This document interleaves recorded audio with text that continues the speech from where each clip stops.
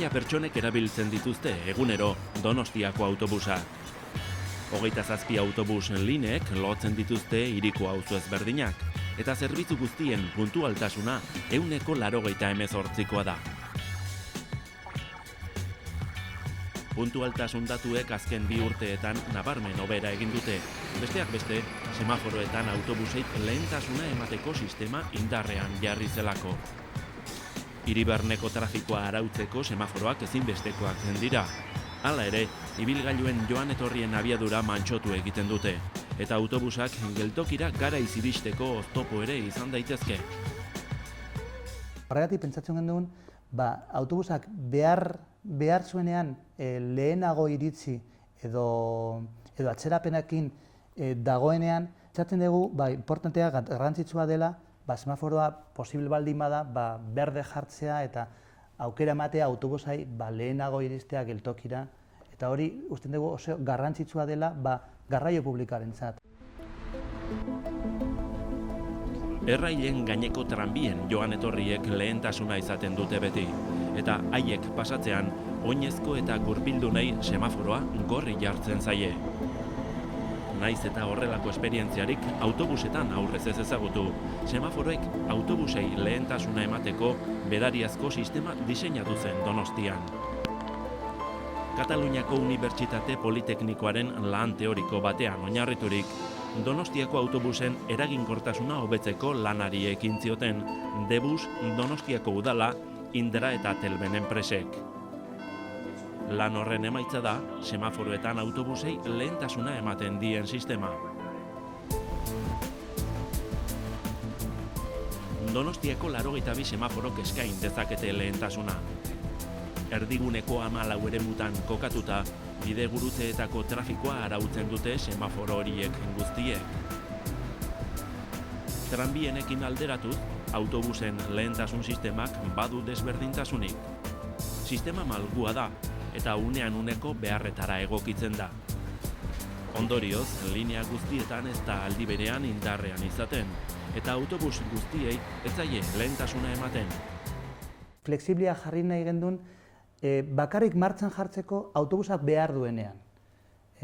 Autobusak behar ez baldin badu eta autobusa bere orduan baldin badi joa, orduan guk pentsatzen dugu ez degula behar prioridade hori edo lehentasun hori martxan jarri behar, eta orduan autobusa beste kotxe bezala eta beste auto bezala semaforo gorrian gelditzen da eta itxo egiten du.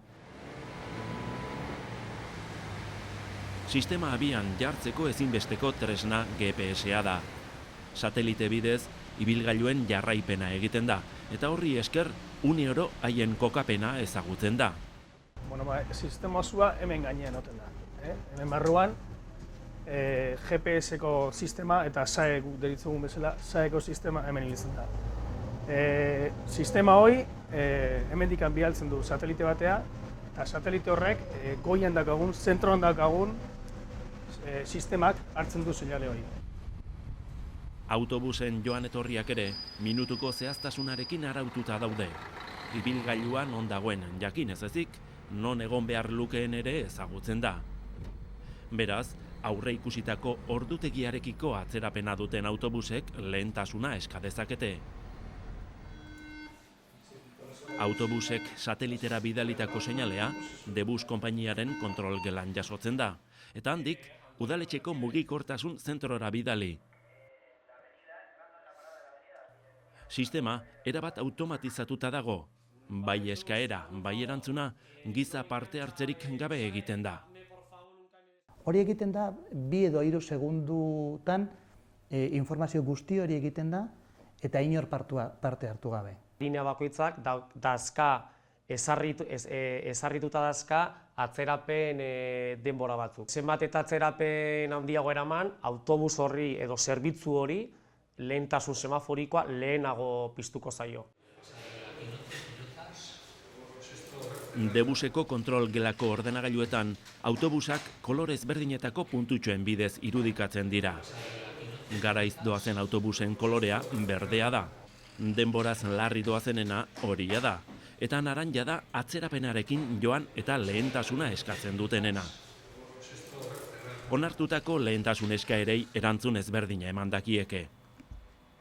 Autobusa pasatu arte berde dagoen semaforoaren berde zikloa segundu batzuetan luza daiteke, edo gorri dagoen semaforoa normalean baino azkarrago berde jarri daiteke.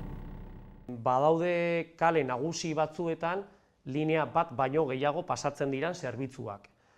Orduan, baldin badijoazte 3 autobus berandu, hau da, 3 autobus horiek nahi dutela lehentasuna eskatu semaforoei, sistemak beak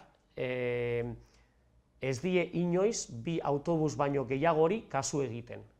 3. autobusero 3. aukera hori deuseztatu egingo luke sistematikoki. Guk preparatu dugu eta prestatu dugu noiz eta ze baldintzetan lehentasun hori eskatu behar dan eta onartu behar dan.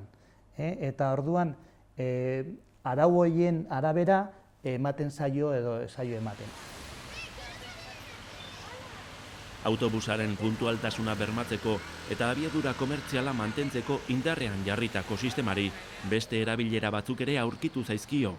Horrela, Artzaiona katedralaren aurrean trafikoa erregulatzeko erabiltzen da. Karrilbusan dago jarria beste semaforo mota bat, lehentasuna emateko autobusai. Orduan, honek egiten duena da, 7 segundu lehenago irikitzen da, autobusa pasatzeko, eta beste bigailuei 7 segundu behan dugu irikitzen zaie. Orduan, denbora ematen dio, 3 karrilak guruzatzeko eta ezkerreko karrilan jartzeko. Sistema honen bitartez, lortzen dugu beti autobusa lehenago ateatzea kotxeak baino.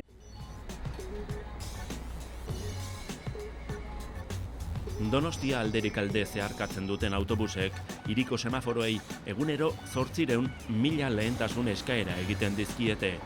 Helburua, hurrengo geltokira garaiz iristea da.